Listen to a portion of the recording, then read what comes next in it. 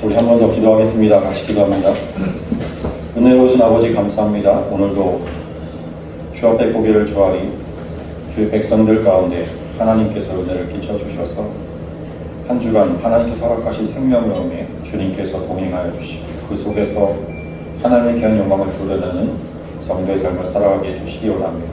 우리가 주의 말씀 듣기를 원하오니 성령님께서 우리 가운데 말씀해 주시고 깨닫게 해주셔서 이 귀한 말씀이 우리의 삶을 온전히 성도일째 끌어나가니 귀한 믿음의 삶이 되도록 축복해 주시기 원합니다. 오늘도 성도를 위해서 주의 말씀 허락해 주실 줄 믿습니다. 예수님 이름으로 기도했습니다. 아멘. 자, 오늘 함께 읽은 30절과 31절이요. 이건 출애굽한 이스라엘 백성들이요. 드디어 이제 약속의 땅 그 가나안을 정복하고 취하게 되는 그 여호수아서의 내용 가운데서 가장 처음에 등장하는 여리고성 정복, 이걸 배경으로 합니다.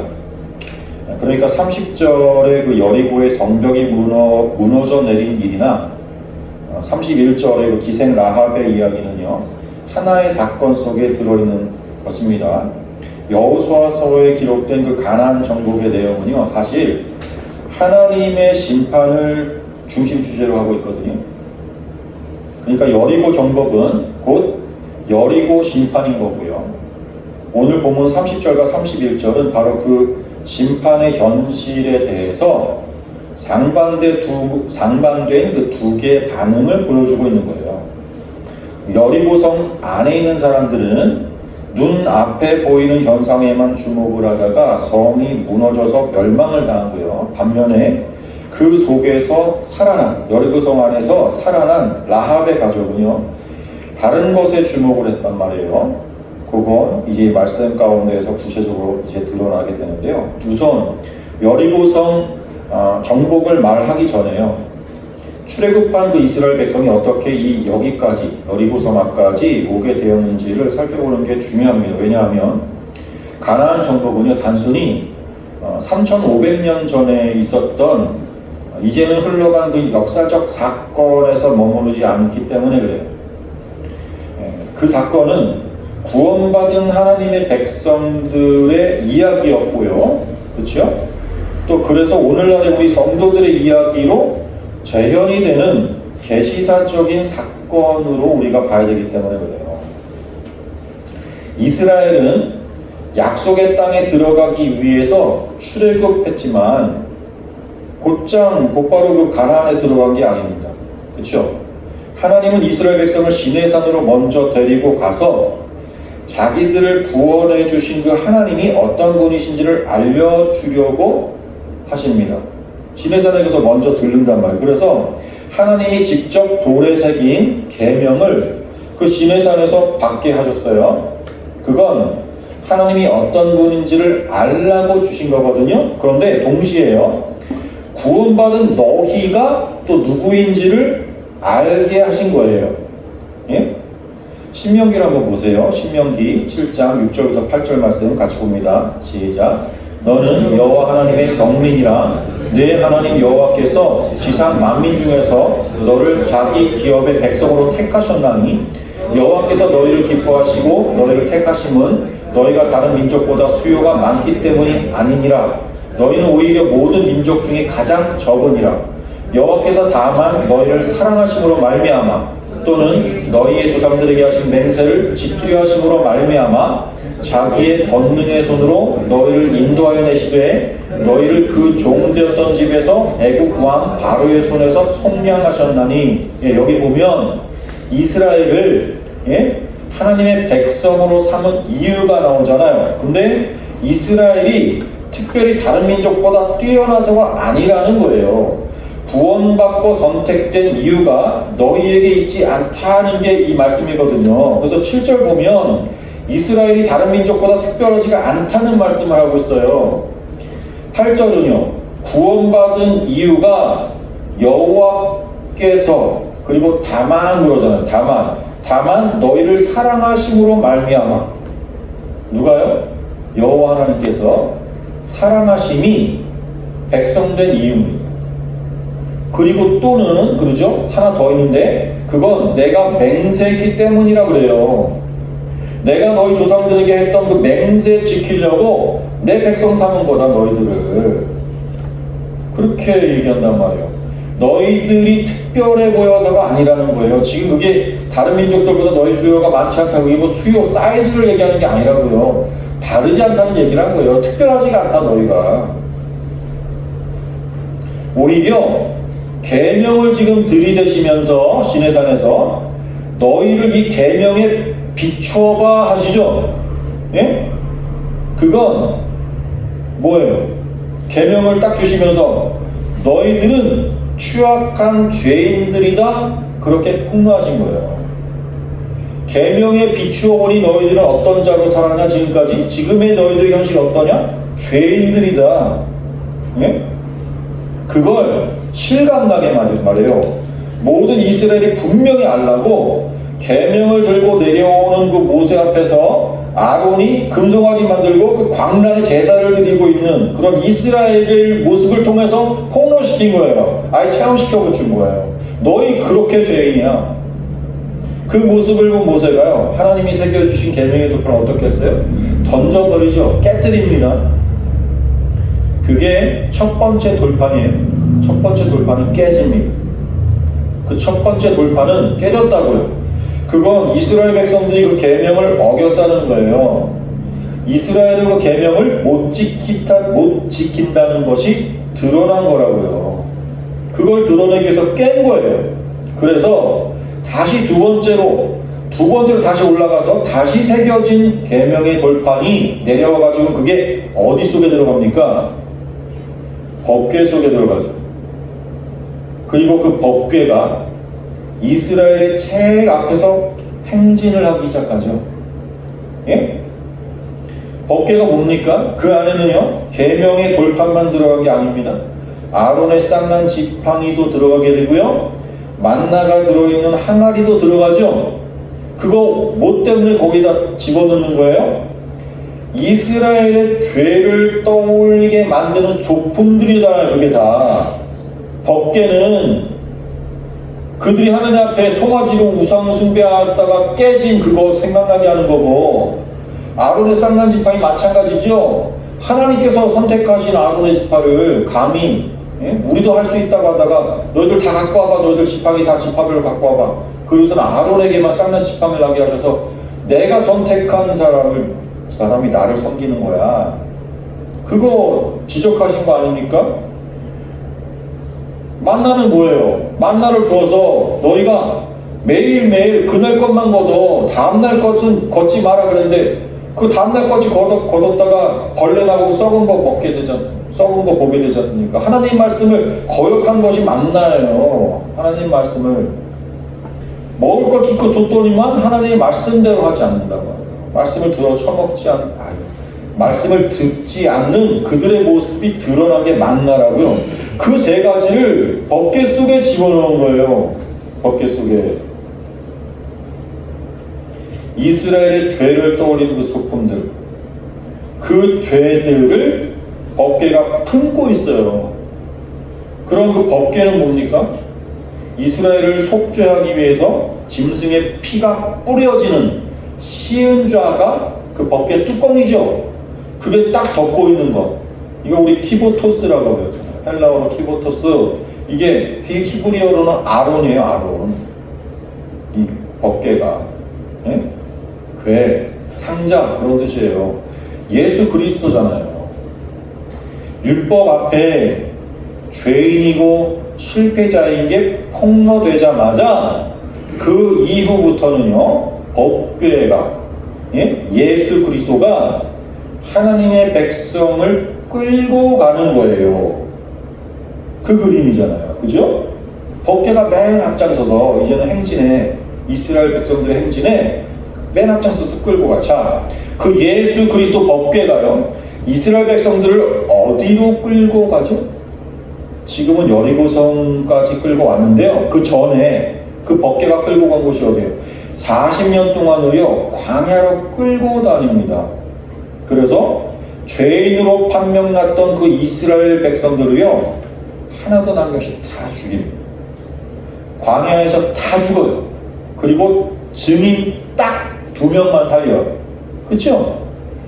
2명 이상이어야 증인의 효력이 있잖아요. 그래서 여호수아와 갈렙 이 두 사람, 토종 히브리인 여호수아 그리고 에돔 족속 그나스 사람 이방인인 여분네의 아들 갈렙.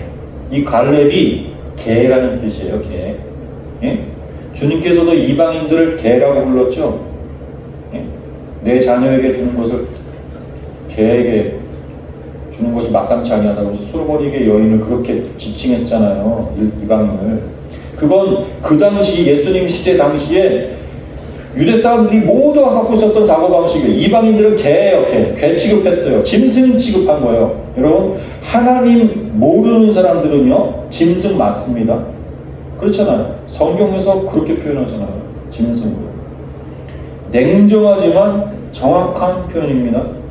사람이라고 다 사람이 아니에요. 하나님의 영이 함께하는 자들이 비로소 하나님 앞에서 사람이고요. 아니면 다 짐승입니다. 그런데 하나님이 이방인 중에 한 사람을 여호수아와 함께 증인으로 삼아서 가나안을 정복하는 거예요. 예? 여호수아는 예수와 똑같은 이름이잖아요. 여호수아는 히브리어 발음이고 예수는 헬라 발음이에요. 똑같은 말이에요. 보세요. 세상에서 이방인 취급받는 이들이 증인으로 쓰이는 거죠. 예?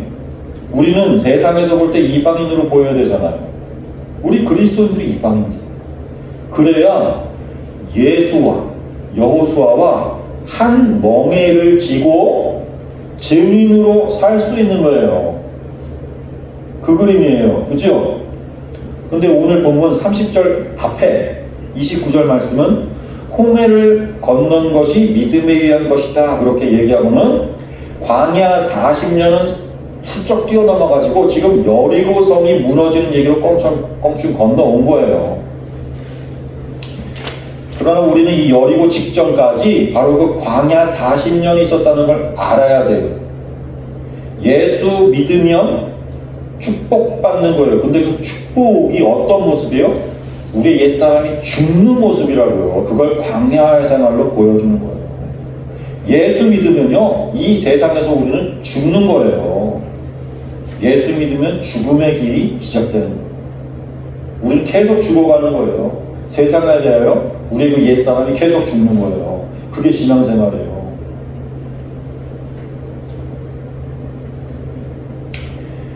우리 여리고 직전까지 광야 40년 있었다는 걸 그래서 알아야 된다는 거죠. 이 모든 이스라엘 백성들의 여정이 우리 성도들의 여정이란 말이에요. 약속의 땅 가나안은 건 뭐예요? 영적으로 하나님 나라 천국을 상징하고 있으니까 그 천국은 반드시 광야 생활을 거치게 되어 있다는 것을 잊지 말라는 거예요. 그 광야는 어떤 곳입니까? 다 죽는 곳이에요. 자, 그 길을 누가 이끌었다? 아까 그랬죠? 맨 앞에 누가? 법궤가 끌고 갔다. 예수가. 예수 믿고 세례를 받으면 고린도전서에서 그 모세를 따라 출애굽한 이스라엘이 홍해에서 세례를 받았다 그랬으니까, 그러니까 성도는 바로 그 여정 쫓아가는 거예요. 성도는 예수 믿기로 하고 세례 받으면 무슨 생활이 곧바로 이제 시작되는 거예요? 광야 생활. 우리의 사람이 죽는 생활이 시작이죠. 죽음의 삶이 시작하는 거예요. 그것이 교회 생활이에요. 신앙 생활. 스데반이 사도행전 설교에서 이스라엘의 그 광야를 교회라고 표현해서 풀어주잖아요. 그러니까 교회 생활 이꼴은 광야 생활이고, 그것은 또 우리 옛사람이 죽는 삶인 거예요. 그래야 여리고를 시작으로 해서 천국의 사람이 시작되는 거죠. 가나안에서의 천국의 삶. 그런데 그 천국, 가나안을 어떻게 정복합니까? 쉽게 얻는 게 아니죠. 지지부진하게 정복하는 듯 마는 듯 그렇게 섞여 살다가 하나님의 심판으로 이방 나라에 고생하면서 또 살다가, 예? 그게 사사기 내용이죠. 가나안 땅에 들어가서도 예? 하나님이 약속하신 땅에 들어갔는데, 천국이라는 곳에 들어갔는데도 왜 그렇게 사냐고요. 그게 이 세상에서의 천국의 삶을 맛보는 우리의 삶의 현실인 거예요. 이 세상이 하나님 나라가 임한, 예? 성령님이 우리 속에 내주하시면 그 사람은 하나님 나라가 된 거잖아요. 그런데 이 세상에서의 그 하나님 나라는 바로 그 사사기의 모습처럼 지지부진한 모습으로 산다니까요. 그래서 하나님 앞에 맨날 두들겨 맞는 거예요. 우리가 죽을 때까지. 그게 이 세상에서 하나님 나라를 살아가는 성도의 모습이라고요. 그런데 종말의 끝에 이제 주님께서 이 세상 심판주로 오셔가지고는 지금도 심판주로서의 그 능력을 행사하시는 건 맞지만, 예? 그래서 우리 성도 한 사람 한 사람이 철장을 들고서 치시는 그 주님의 심판 속에서 지금 죽음을 경험하고 있는 거잖아요. 그게 심판받는 거예요. 심판받는 거예요. 그러다가 이 역사 전체가 예? 종말의 심판을 겪죠. 계시록이 그렇게 약속되어 있죠. 피조세계 전체가 불로 심판을 받고, 베드로서에도 나오죠. 새 하늘과 새 땅이 되는 거잖아요. 이스라엘 역사 속에서는요, 예? 구약의 역사 속에서는 다윗 왕이 그 일을 성취하지요. 그 미래에 성취될 종말의 모습을 다윗이 보여준다고요. 한번 다윗 때 이스라엘의 영토가 확정된단 말입니다. 모든 이방 민족이 완전히 복속이 되고 쫓겨납니다. 이스라엘이 온전히 다스리는 영토가 이 다윗을 통해서 성취된다고요.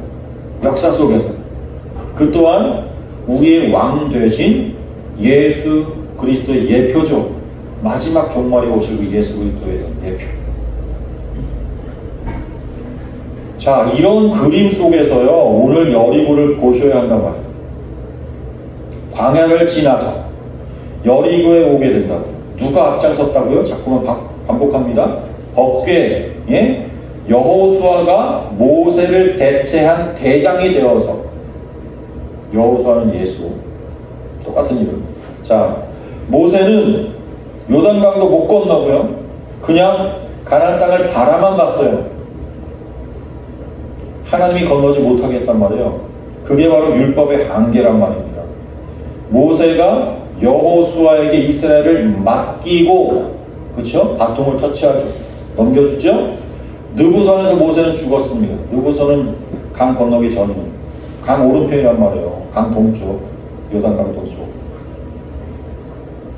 시딤, 그 짐친 곳에 밑에.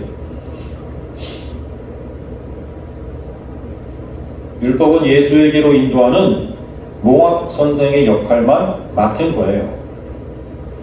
율법은 우리를 비추어서 우리가 어떤 존재인가를 폭로시키는 거울로 주어진 거예요. 그 거울 아래에서 우리가 죄인임을 처절하게 바라본 자는요, 예수 뒤만 졸졸 따르는 자가 되어야 하는 거예요. 절대 그 법궤를 앞질러서 못 가게 되는 거예요. 근데 그 법궤를 앞질러서 살죠, 지금 사람은. 그러니까 똥 된장 구분 못하고 아직도 날뛰는 거예요.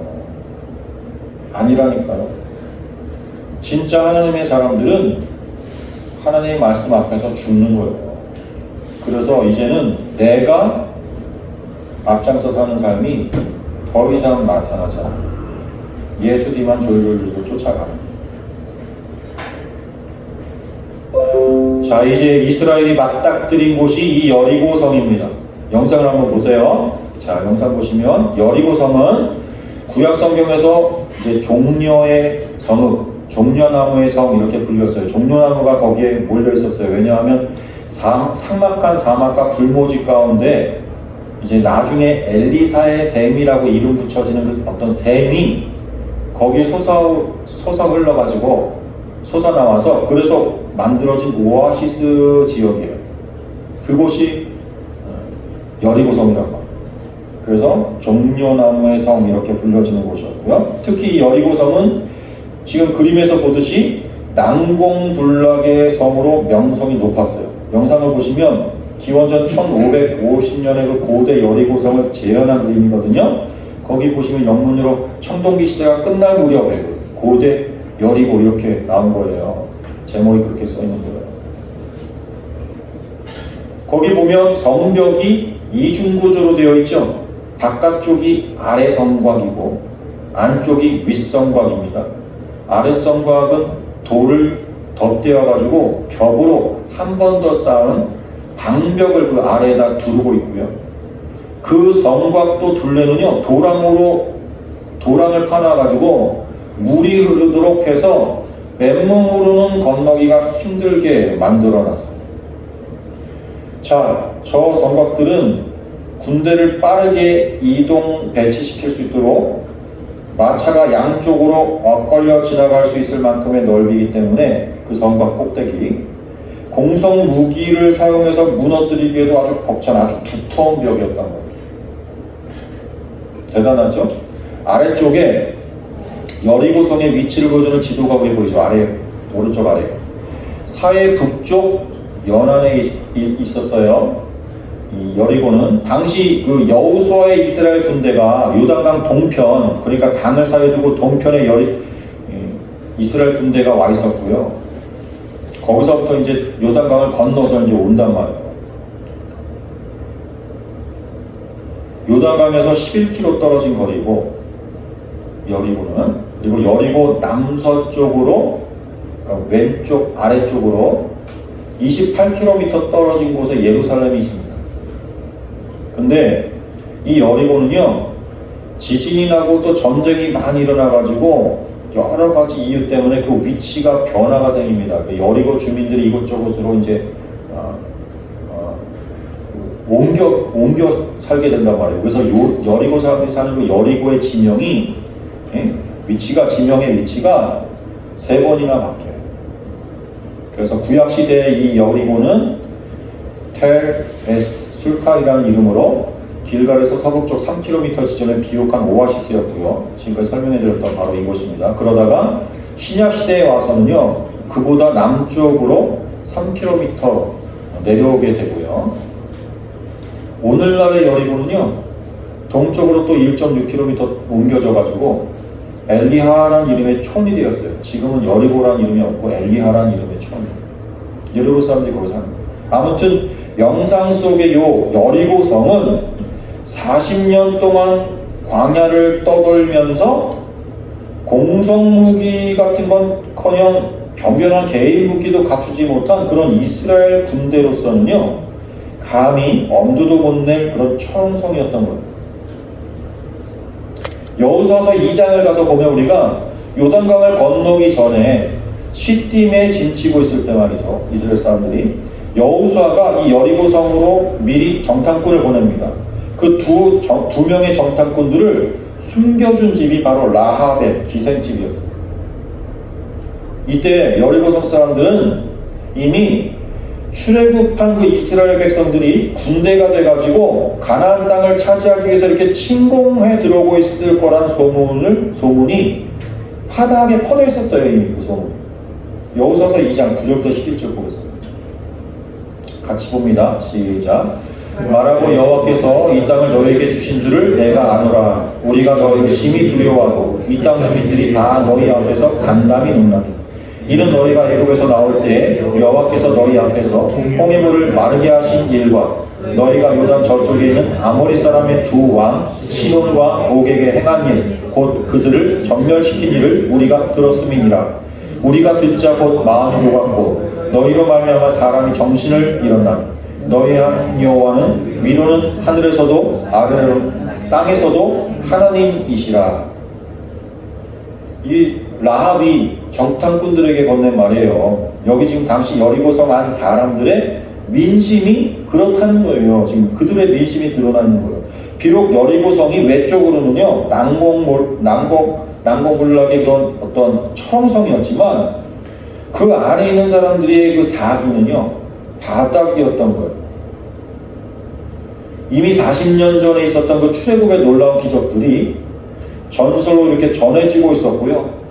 바로 직전에 지금 광야길을 뚫고서 가나안을 향해 오는 길에서 그 길을 터주지 않았던 그 아모리 사람들을 전멸시킨 최근의 일들까지 이스라엘과 그 전쟁의 신으로 불리는 여호와, 그 여호와 신에 대한 소문이 파닥에 퍼져 있었던 거예요.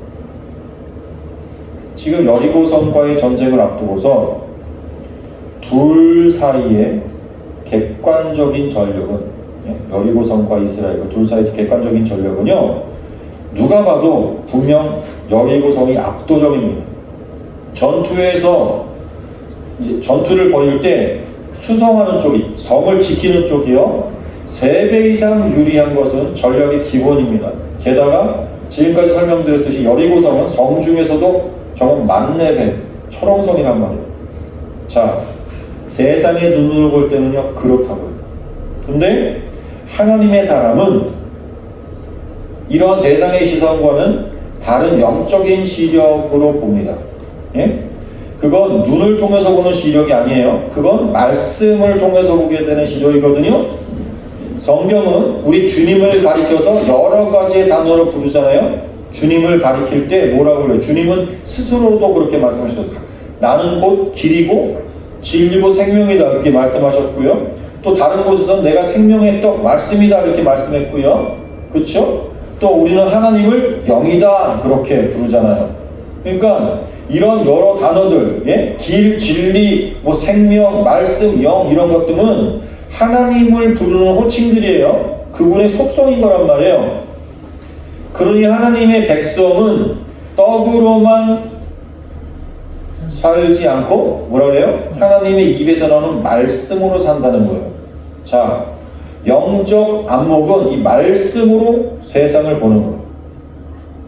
하나님의 사람으로 창세전부터 택정함을 입은 라합, 그 여리고성 안에 있었던 라합이 이 말씀을 통해서 당시 상황을 본 거예요. 자신이 속한 여리고가 하나님의 전쟁에 휘말려 버렸어요. 그건 하나님의 심판이 전제가 된 전쟁이에요. 그래서 그 앞에 모든 민족들이 다 멸망당했단 말이에요.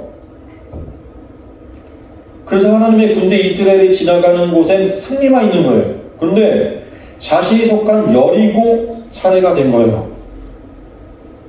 아무리 객관적 전력으로는 여리고성이 그 난공불락의 성이라지만 라합이 들은 말씀은, 예?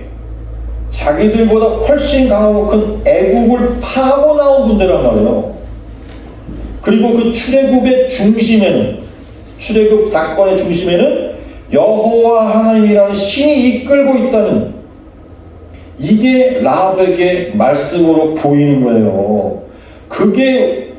거기에 주목하는 거예요. 라합은 그런 모든 것들이 영 안으로 들어오자 라합이 어떻게 했나요? 본문 31절에 나오죠. 히브리서 본문 31절에 믿음으로 기생 라합은 정탐꾼을 평안히 영접하였으므로 순종하지 아니한 자와 함께 멸망하지 아니하였도다 그러잖아요. 정탐꾼을 평안히 영접했대요. 이 평안이 에리레네 샬롬이에요. 이건 전쟁을 끝낸 상태가 샬롬이거든요. 에리레네 전쟁이 끝난 상태.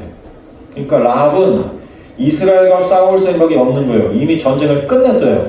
자기 속에서는 이스라엘과의 전쟁을 끝냈어요. 그리고 전쟁이 끝나면 어떻게 됩니까, 여러분? 전쟁이 끝나면 진 쪽이요, 이긴 쪽에 편입이 되는 거예요. 그렇죠? 전쟁은 반드시 그런 일이 일어납니다. 전쟁이 끝나면 이긴 자와 진 자가 있고요. 예? 진 자들은 전부 이긴 쪽 편이 되버리는 거예요.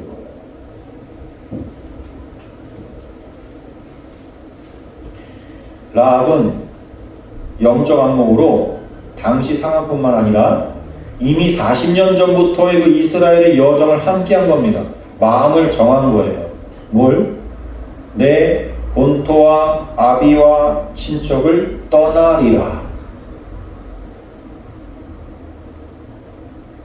라합은 여리고성 사람, 그렇지만 여리고성에서 떠나기로 작정한 거예요.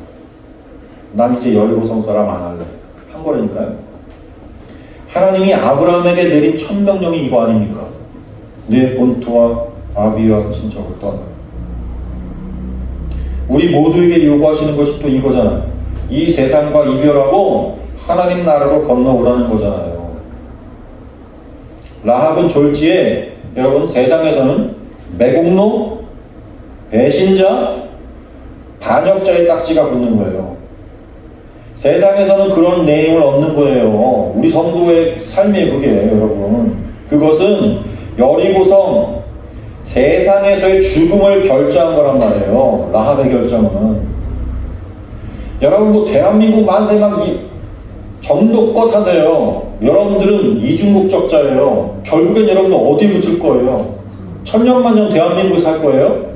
뭐 태극기 부대 우리가 쫓아나갈 일이 아니라니까요. 뭐 나라 민족을 위해서 그런 일을 너무 열심히 하지 마세요. 하나님 나라의 일에는 그렇게 소극적이면서 세상 일은 왜 이렇게 열심히 해요? 도대체 어느 나라 사람이에요, 여러분? 정신 차려야 돼요. 거기서 빠져나오라잖아요. 본토 아비아 친척집 떠나라잖아요. 근데 아직도 떠나지 않고 있어요. 맨 유튜브를 봐도 맨날 그런 것만 봐. 그래서 나란 일에만 열심히 관심을 가지고 정신 나간 거예요. 그거 우리가 정광훈한테 태극기 부대라고 욕하지만 우리는 다르냐고. 도대체 우리도 그것 때문에 부르르 떨잖아요. 나라 일 때문에 맨날 부르르 떨고 있잖아요. 그 이 세상 나라 계속 붙잡고 있잖아요. 계속 버리라는 거 아니에요. 그러나 지나으로는 거기서 떠나와야지요. 당연히 우리가 어디에 더 관심을 두고 있냔 말이에요. 어디에 더 우리가 힘을 쏟느냐 말이에요. 어디에 우리의 관심이 집중됐어요 대체. 세상 일에 관심이 아직도 머물러 있잖아요. 그게 떠난 거예요? 그게 이방인의 삶이에요? 그게 예수 믿는 자의 정체성이냐고요? 아니에요. 라합은요 매국노 된 거예요. 하나님 따르자고 작정하고서 반역자 된 거예요. 여리고성 사람들한테는 마저 죽어도 싼 거예요. 지금 라합은. 그런데 그걸 결정한 거죠. 이 전쟁의 향방이 아직 결정되지 않았어요. 객관적인 전력으로는 여리고성만큼 안전한 곳은 세상에 있을 수가 없어요. 예? 전쟁이 끝나기 전이라고요. 라합은 근데 결정한 거예요. 죽으면 죽었지 이스라엘 백성 하겠다. 하나님의 백성 하겠다. 그렇게 눈에 보이는 것으로 판단하지 않고 라합은 들려온 말씀에 의지한 겁니다. 말씀에.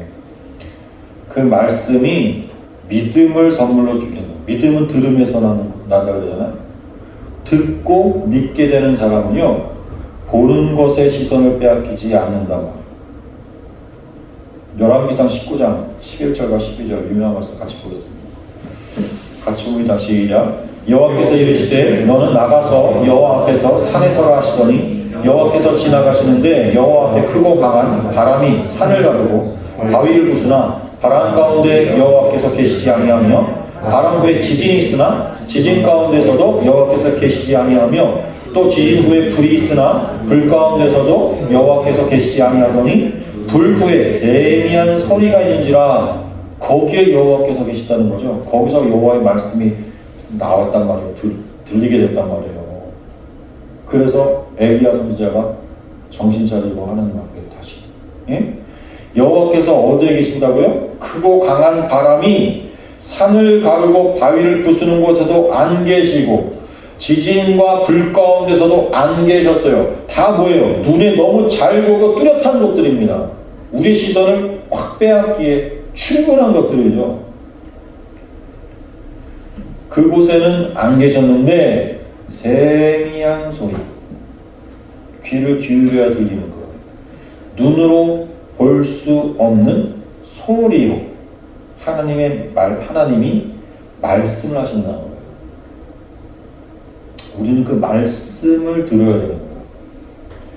하나님은 하나님의 백성들 속에 말씀하셔서 믿음을 선물하시는 거예요. 그 믿음을 받은 자들만이 이끌림을 받는 거예요. 지금 히브리서 11장 전체 내용이 뭐예요? 믿음에 이끌려서. 그렇죠? 그 믿음에 의해서 인도를 받기 시작하는 거예요.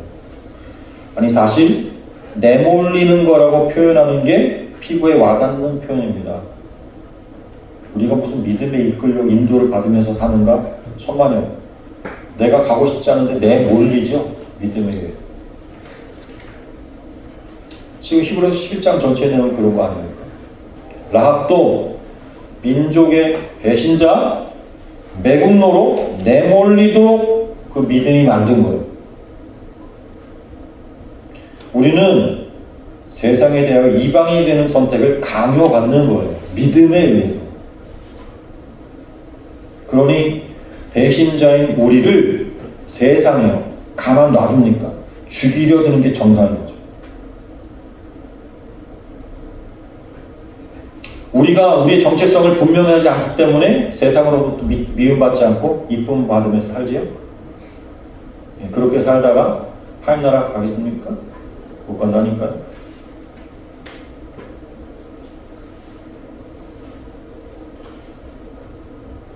그 길, 배신자의 그 길, 이방인의 그 길 혼자 가게 하지 않으시려고요. 예수가 먼저 오셔서 그 길 가신 거예요.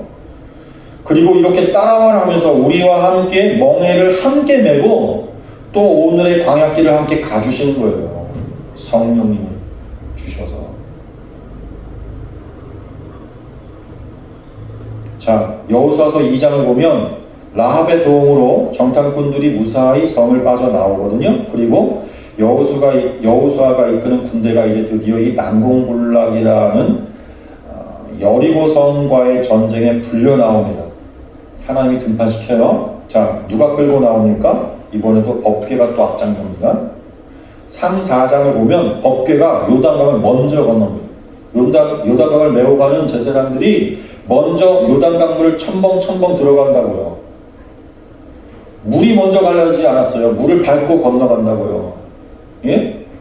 예수가 먼저 그 저주의 물에 빠진단 말이에요. 첨벙첨벙 들어간다고요. 그랬더니 요단강 물줄기가 흐르기를 멈추죠. 홍해를 건너는 사건이 재현되는 거예요. 지금 여기서 또 한 번 다시 난공불락의 여리고를 향하여서 하나님이 전진하시는 겁니다. 법궤 예수가 앞장서서 나가자 가로막혔던 저주의 물이 갈라지는 거죠. 그리고 싸움 직전에 강을 건너왔으니까, 예? 강을 건너왔으니까 여리고성 사람들에게 이미 이스라엘 군대가 노출된 상태예요. 그런데 5장에 가서 보면, 여호수아서 5장에 가서 보면 하나님이 이스라엘에게 명령하시거든요. 어떤 명령하시냐면 할례를 행하라는 명령을 거기서 하세요. 적들이 내려다보이는 그곳에서, 아니 적들이 지금 내려다보고 있는 그곳에서 할례를 행하라는, 난공불락의 성을 공격해야 할 마당에 할례를 행해서 그야말로 이스라엘의 전력을 완전 제로 상태로 만들어 버리는 거예요. 이 싸움 너희들이 하는 거 아니라는 거죠. 아주 확실하게 가르치는 거죠. 더 나아가서 너희들은 그냥 죽어 있어. 그냥 그게 이 싸움을 치르는 나에게 더 좋다는 거예요. 하나님 편에서 너희들 도움 1도 필요 없다는 겁니다. 이스라엘 진영은 난리가 났습니다. 지금 이스라엘이 여호수아의 명령 앞에 순종해서 할례를 행합니다. 아파 죽겠죠. 3일 동안 아무것도 못하거든요. 적어도 3일 동안. 그러니 그 마음 속들은 어땠을까요? 네? 이러다가 기습이라고 하면 우리 다 끝장인데, 여러분 여리고성을 목전에 두고 행하는 그 할례가 기뻤겠냐고요. 여리고 전쟁을 위해서 이스라엘 백성이 한 일은요 아무것도 없어요. 이스라엘의 전력을 사용해서 한 싸움이 절대 아니란 말이에요. 이것은 이스라엘도 알고요, 여리고 사람들도 알아요. 여리고 사람들도 알게 만들어요. 여리고성 사람들이 본 이스라엘의 군대는 그야말로 소금강형 딴판이었어요.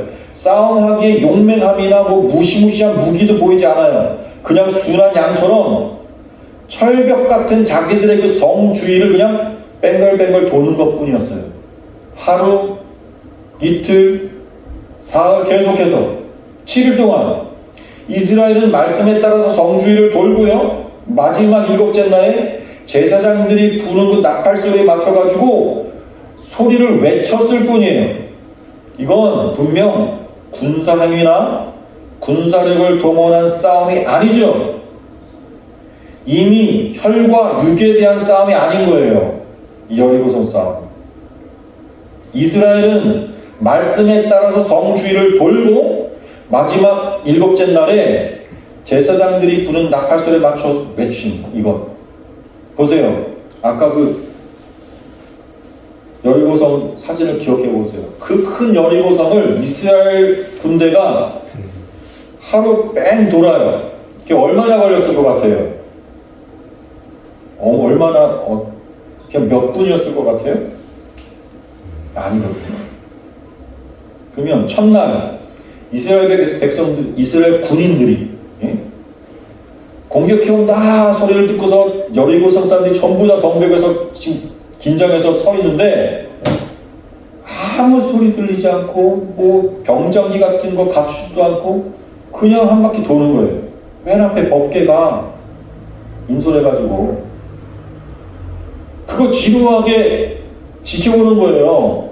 예? 여리고성의 지휘관이 그 동태를 살펴보면서 군 마차를 끌고서 계속 쫓아갔지 않겠어요? 성벽 위에서 지켜보면서 도대체 얘네들이 어디로 오려고 저렇게. 그러면서 그 길을 같이 아마 따라 돌았을 거예요. 근데 그 긴장이 딱 풀리죠. 그냥 돌아가는 거. 첫날만, 둘째 날도, 셋째 날도, 넷째 날도, 다섯, 여섯째 날도, 일곱째 날마저도 도는 거예요. 근데 일곱째 날은 아예 한 바퀴가 아니네요. 자, 오늘은 끝나고 돌아갈 때가 됐는데, 아직도 돈대. 전부 다 눈이 휘둥그리고, 그래? 아직도 또 돌아? 이상하지요? 7바퀴를 돌았으니 그날은 얼마나 길게 돌았겠어요? 한참 도는 거예요. 다른 날보다 7배 돌았다니까요. 그리고 나서 멈춰서서 나팔 소리가 들리고, 함성 소리가 들리고, 공격 신호 아닙니까, 그거?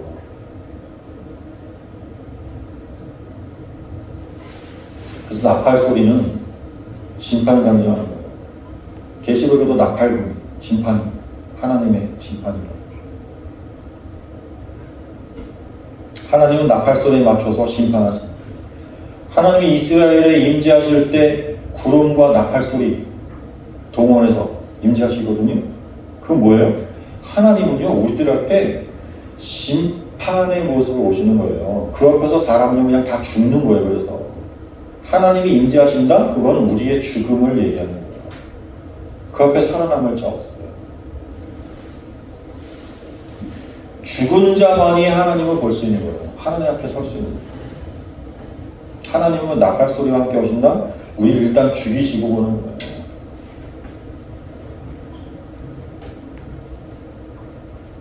자, 이러한 행동은 이스라엘에게는 전쟁 행위가 전무한 가운데 뭐예요? 철저한 자기 부인의 경험을 안겨주는 거예요. 내가 하는 거 아무것도 없구나. 이 싸움에서 내 역할은 아무것도 없구나. 여러분, 이스라엘이 믿음으로 돌았기 때문에 무너졌다고요? 천만이에요. 돈 행위 때문에 무너졌습니까?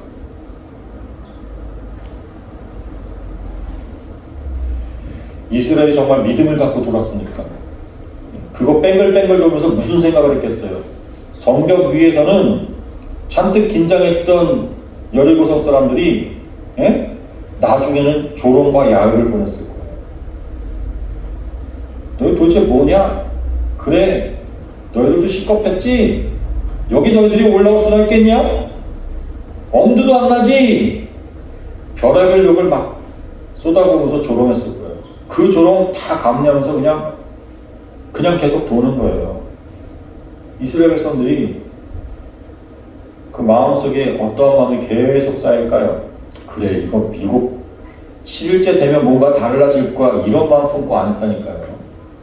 그거 몰랐어요. 어떻게 될지. 성벽이 그렇게 우르르 무너져 내릴지 아무도 짐작 못했다니까요. 하나님께 하시는 그 놀라운 일을 가늠을 못했어요. 그들이 7일 동안 계속 경험하는 것은 자기들의 초라한 모습, 여리고성 앞에서 아무것도 할 수 없는 무기력함, 그걸 철저하게 곱씹고 곱씹는 시간이었단 말이에요. 이스라엘 사람들이 갖게 되는, 하나님의 백성들이 갖게 되는 마음. 여리고성 사람들도 하루 이틀 사흘 나흘 지나면서 계속해서 뭐예요? 아이고 별거 아니네 저것들. 예? 지금 처음에는 하나님의 심판을 전제로 한 전쟁이라고 생각했는데, 예? 심판이 자기들 앞에 이르렀다고 생각했는데 뺑글뺑글 돌고만 있으니 쥐죽은 듯이 아무것도 못한 이스라엘 백성들을 향해서 뭐라고 생각했겠냐고요. 저거 뭐 아무것도 아니라 뭐 한 발자국도 못 오네? 여러분, 하나님의 심판을 앞둔 그 현실은 여리고성 사람들이 볼 때 아무 일도 일어나지 않을 것 같은 모습을 연출한 거예요. 그쵸? 종말은요, 예기치 못한 순간에 예상치 못한 모습으로 도적같이 임한다는 거 아닙니까? 당시 애국을 멸망시키고 출애굽한 그 이스라엘과 그들의 신에 대해서 알려진 그 두려운 모습과 사뭇 다른 군대의 모습을 이스라엘이 연출해서 보여준 거예요. 하나님이 그렇게 연출시킨 거예요. 이스라엘은 바보로 연출된 거예요.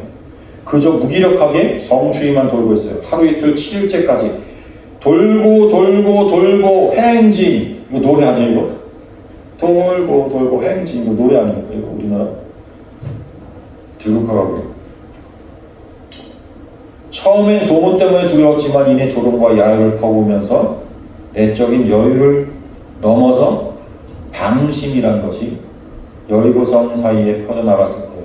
그러나 여러분, 여리고성 안에는 무기력해 보이는 이스라엘 군대보다 출애굽을 이끄신 그 여호와 하나님에 대한 신앙으로 두려워 떨면서 본토와 친척과 아비집을 떠나기로 마음먹은 자 라합이 있었죠. 그 속에 단 한 가정만, 그 단 한 가정만 구원받습니다. 그렇게 하나님의 사람과 아닌 사람이 확실하게 나누어지고 있었어요. 그 7일 동안.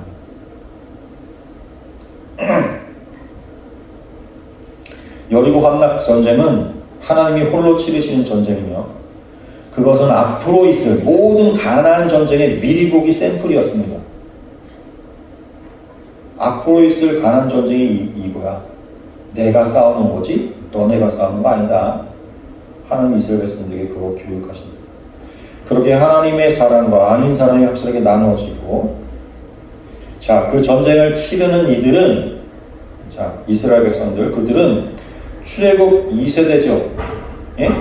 광야에서 출생한 자들이에요. 그들이 치르는 전쟁으로서, 예? 그들은요, 애굽의 그 10가지 재앙, 홍해 건너는 그 기적, 이런 거 직접 체험 못했어요. 그냥 말씀으로만 전해 들은 세대입니다. 그렇죠? 이스라엘의 출애굽 2세대는 말씀으로만 전해 들었다니까요. 그 사람들이 보고 경험하지 못했어요. 여호수아와 갈렙이라는 두 증인으로부터, 사한 증인으로부터 하나님의 권능과 출애굽의 기적을 귀로만 들은 세대가 바로 이 여리고 정복 세대입니다. 그런데 그들에게요, 믿음이 들어간 거예요. 그냥 두산을 떨면서 뭘 보여줘야 믿는 게 아니에요. 믿음은 들음에서 그냥 생기는 거예요. 하나님의 선물로 들어가요.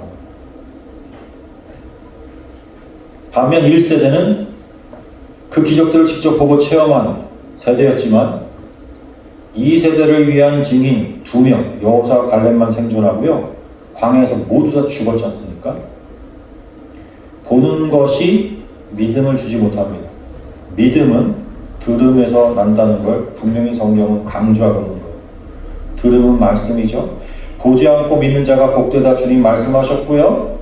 세미한 음성 가운데 계신 하나님 우리가 아까 열왕기서 말씀에서 봤고요. 부활하신 주님께서 하신 일도요, 말씀을 가르치신 것이 자기를 보여준 게 아닙니다, 여러분. 엠마오로 향해서 가는 그 두 제자한테 부활하신 주님이 동행하시면서 하신 일은요, 내가 이렇게 부활했다 그러면서 자신을 보이신 게 아니에요. 말씀을 가르친 거예요. 나오죠? 누가복음 보세요. 24장 25절부터 27절 같이 읽습니다. 시작. 이르시되 미련하고 선지자들이 말한 모든 것을 마음에 더디 믿는 자들이요 그리스도가 이런 고난을 받고 자기 영광에 들어가야 할 것이 아니냐 하시고 이에 모세와 모든 선지자의 글로 시작하여 모든 성경에 쓴 바 자기에 관한 것을 자세히 설명하시니라. 주님께서 그 엠마오로 가는 두 제자에게 이렇게 말씀으로 다 설명해 주시는데도 알아보지 못했어요. 나중에 엠마오에 도착한 다음에야 우리에게 말씀 주셨던 그분이 주님 아니에요. 그때야 보고 알게 된 게 아니에요. 그러면 주님이 보는 것으로 믿게 하는 게 아니에요. 주님, 하나님 나라의 백성들은요, 들음으로, 말씀을 들음으로 믿음을 갖게 된다는 계속 설명해 주고 있는 거예요. 믿음은 이스라엘 군대의 무기력함을 폭로하고요, 오직 하나님께서 전쟁하신다는 사실을 체험케 합니다. 믿음은 자기 부정을 강요합니다. 전쟁을 위해서 무엇을 했습니까? 적군의 야유와 놀림거리가 됐을 뿐이에요. 우리가 약할 때 강함 되시는 하나님을 보여준 사건이 여리고성 싸움. 여러분, 이 사건을 보면서 떠오르는 사건이 또 있습니다. 요단강에서 7번 목욕하라는 말씀에 굴복한 그 나아만 장군이 떠오릅니다. 나아만 장군은요, 그 요단강물에서 7번 목욕하고 나와라, 그 문둥병이 낫는다, 그 말을 전해 들었을 때 성을 냈어요. 내가 목욕할 곳이 없어서 여기까지 와가지고 이 더러운 요단강에서 목욕하겠냐. 그렇게 해서 나을 것 같으면 우리나라 안에 더 깨끗한 물 있다. 더 큰 강이 있고. 그래서 탐탁지 않게 생각했다니까요. 그래서 그냥 거부하고 돌아가려고 했어요. 근데 거기까지 모시고 온 부관들, 종들이 만류해가지고 억지로 들어가게 했어요. 억지로. 그러니까 여러분, 문둥병이 치유된 포인트가 뭐예요? 나만의 순종행위 아니라니까요.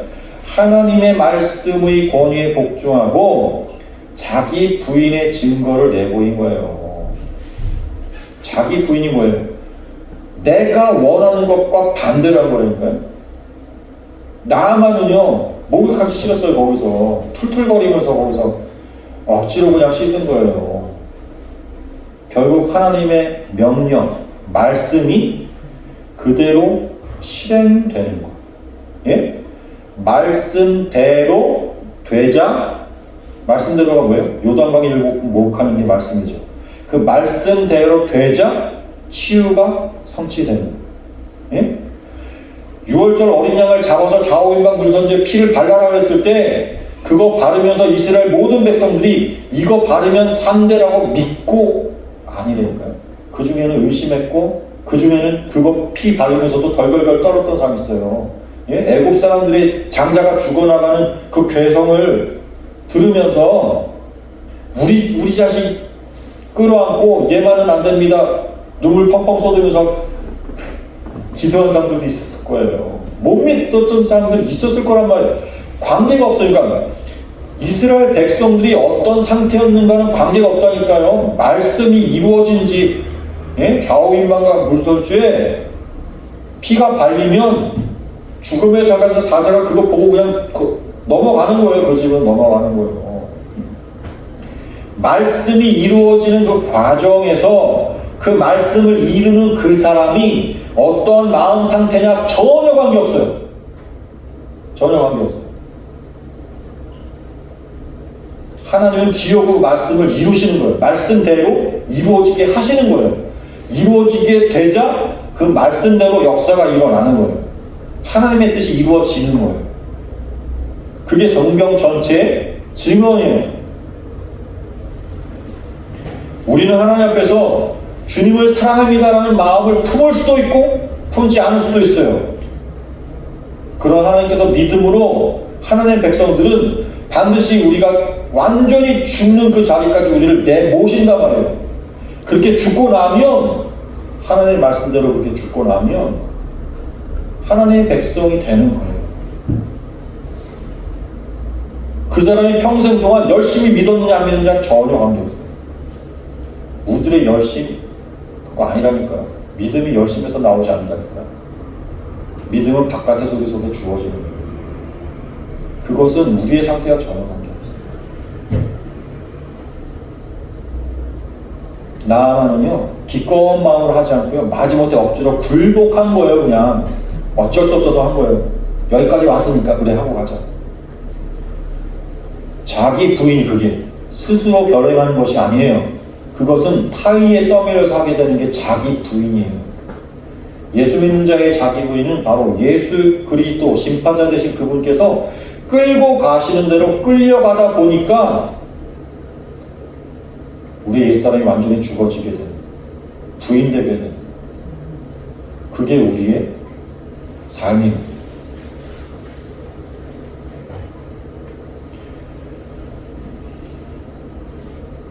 가고 싶지 않은 그곳을 가게 됩니다. 지금 여리고성을 도는 이스라엘 백성들의 심정.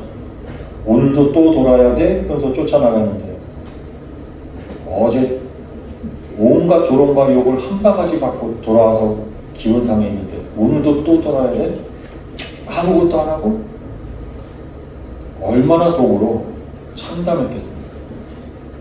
하나님이 시키니까 한 거예요. 그대로 했더니만 하나님이 일하시는 거예요. 그래, 너희들 다 죽었냐? 이제 봐라. 우르릉 쾅쾅 다 무너뜨려. 바로 오늘의 본문 말씀도 여리고성을 무너뜨린 이스라엘 백성들의 죽음에 대한 얘기예요. 믿음에 이끌려서 그들이 죽었더니만 하나님이 여리고성을 무너뜨립니다. 이 여리고성은 뭐예요? 하나님 나라를 가로막고 있는 난공불락에서 드디어 이제 천국의 첫 발걸음을 내딛는 것. 그것은 우리가 해나가는 게 아니라 하나님께서 이루신 거라. 오늘 본문에서 그 말씀을 함께 또 보았습니다. 함께 기도하겠습니다.